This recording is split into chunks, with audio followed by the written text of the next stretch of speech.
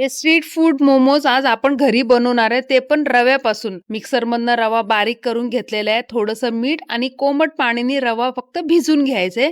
एक 10 ते 15 मिनिटाचा रेस्ट द्यायचे. साईडलाच आपण मोमोजची फिलिंग रेडी करून घेऊया. एका कढईमध्ये आळा, लसूण, हिरवी मिरची, चॉप केलेला कांदा, सोयाबीन आणि तुम्हाला दाखवल्याप्रमाणे भाज्या टाकायच्या. कोबी, शिमला मिर्च, गाजर.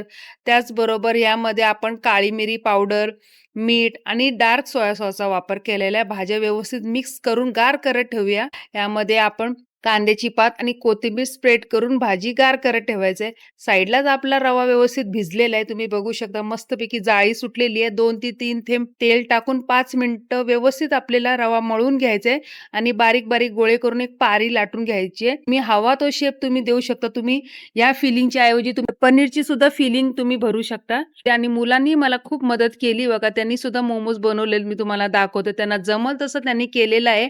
जाळीला आपण तेल लावूया आणि व्यवस्थित मोमोज स्टीम करत ठेवूया. 10 ते 15 मिनिटाचा आपल्याला स्टीम द्यायचंय. तुम्हाला असं वाटत असेल रव्याने मोमोज फाटतात, तर अजिबात असं काहीच होत नाही. साईडलाच एका कढईमध्ये तेल टाकून आळा, लसूण, हिरवी मिरची, कांदा आणि ते भाज्या ठेवलेले थोडे त्यात मिक्स करूया.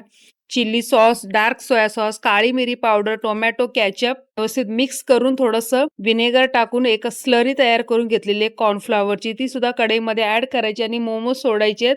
बघा व्यवस्थित एकदम मस्तपैकी अशी तोंडाला पाणी आणणारे मोमोज स्ट्रीट फूड रेडी आहेत. तुम्हाला रेसिपी कशी वाटली कमेंट करून नक्की सांगा. आणि हो, लाईक, शेअर आणि सबस्क्राईब करायला अजिबात कंजूसी करू नका. थँक्यू.